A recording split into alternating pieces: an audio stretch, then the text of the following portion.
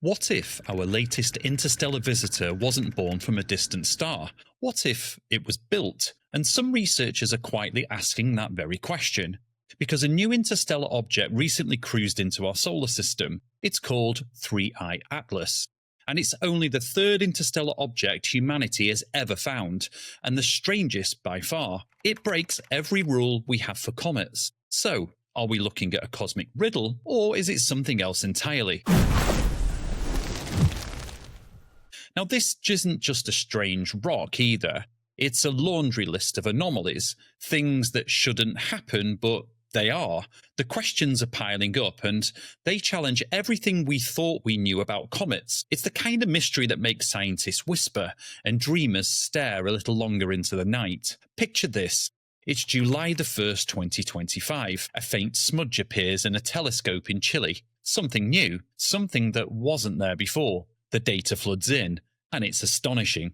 Within hours, it's trending on Reddit, threads exploding in speculation. Science journalists are scrambling for comment. Headlines are reading, "New interstellar visitor baffles astronomers," while social media filled with everything from sober analysis to absolutely wild conspiracy. And as the world argued online, telescopes turned silently to the sky to watch the impossible unfold. Its speed is a blistering 58 kilometers per second. Now, that just isn't fast. That's interstellar fast. Its path is a one-way ticket too. So this visitor isn't staying in the solar system. It'll never come back. It's like Oumuamua before it. This interstellar object is just passing through. The math is clear. It came from beyond our sun. And it's only the third interstellar object ever confirmed. But 3I Atlas is different. It's the size of a city block. It won't hit us. No Hollywood fireworks or anything like that. It's just a quiet, persistent dread. The kind that makes you wonder if you're looking at something engineered. But that's not even the strangest part. Take the first anomaly, 3I Atlas's antitail. And that's a defying solar wind physics anomaly that's happening right now. So let's talk Comet 101.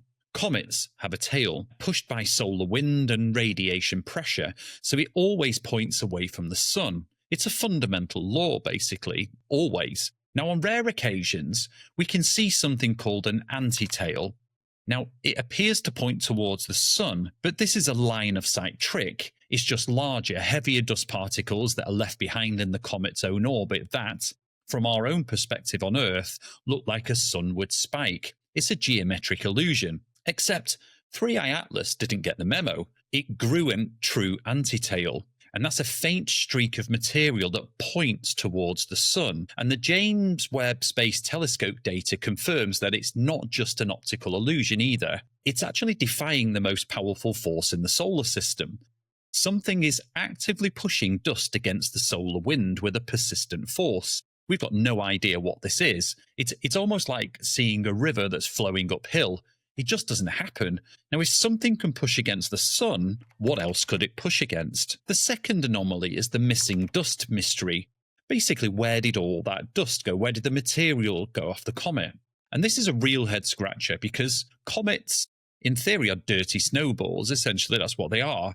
As they heat up, ice like water and carbon dioxide sublimate, and basically, that turns it directly from a solid to a gas, and it blasts the dust off the surface. More gas should always mean more dust. The force of the escaping gas is what carries the dust particles into the coma and tail.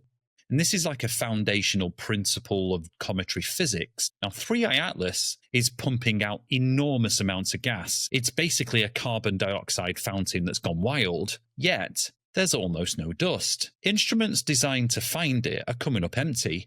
Now, it's a profound disconnect. The energy from the sublimating gas has to go somewhere, but it isn't being used to lift dust. It's like a geyser erupting with only a plume without substance, as if the material simply chose not to exist. So where did all the dirt go? It simply doesn't make sense. It's almost as if someone's meticulously scrubbed a cosmic artifact totally clean before sending it on its way. Or perhaps the object is a messenger and the message itself is the absence of what we expect. Now, anomaly number 3 is the carbon-rich chemistry. What this is telling us is that Atlas 3I Atlas is basically a comet without water. Now, usually comets are mostly water ice. 3I Atlas is not. Its chemical fingerprint is radically different. Spectra reveal a carbon-rich anomaly. Now, it's loaded with carbon monoxide, carbon dioxide, even cyanide gas. But the water, well, there's barely a trace. This isn't just a slight variation, by the way. It's a complete chemical rewrite. Now, what kind of stellar nursery forges an object so starved of oxygen? Are there entire solar systems forming where water isn't the primary ingredient? We look for water. But what if something else is building worlds out there using a completely different chemical playbook? Is this a glimpse into a biology that has no need for water? Or is this the signature of an industrial process? Now, if life can form in such chemistry, would we even recognize it as life? Now, the fourth anomaly is called the polarization flip. It's the light physics scientists can't explain. When unpolarized sunlight bounces off comet dust, it scatters and becomes polarized. And we measure this polarization to learn about the dust grains, their size, their shape, material. It's a standard tool, really. Now, typically, this results in positive polarization, where the light waves are oriented perpendicular to the plane formed by the sun, the comet, and obviously the observer. Now, with 3I Atlas, the light scatters in exact opposite direction. It's a deep negative polarization, where it should actually be positive. Now, while a small dip into negative territory can happen at specific angles, 3I Atlas shows an extreme negative polarization that utterly smashes our models. In plain English, what this is, what it means, is that the dust is either made of a material unknown to science, or it has a structure that nature doesn't produce. So, are they metallic particles? Needle-like structures? Whatever it is, it's unlike any comet we have ever studied. And this isn't just random dust either. It's behaving like a manufactured material that has unique properties. Now, anomaly number 5 is basically the water vapor that is appearing beyond Jupiter. This is a really, really massive head-scratcher because that far out from the sun beyond Jupiter's orbit is called the snow line. Now, solar radiation is too weak to turn ice into vapor. Water should stay frozen solid. Weird. Yeah, a critical James Webb Telescope discovery clearly detects steady water vapor around 3I Atlas at nearly 400 million miles out. And not a brief puff from an impact, not a sudden outburst from other volatile gases, but a constant emission. And what that implies is a steady internal heat source. But what could that heat source be? A radioactive core powerful enough to heat a city block-sized object for potentially millions of years would have to be unlike anything we've theorized. How does a comet of this size even acquire such a core? And if it's not radioactivity, well, what are we left with? Is it waste heat from some kind of technology? Is the object deliberately releasing this water as a signal, a beacon in the cold? The energy budget simply doesn't add up. The sunlight at that distance is barely 1/10 of Earth's intensity. It's far too weak to explain this particular emission. Now, anomaly number 6 is the perfect orbit. It's this 1 in 1,000 ecliptic alignment. Interstellar objects should arrive from random directions.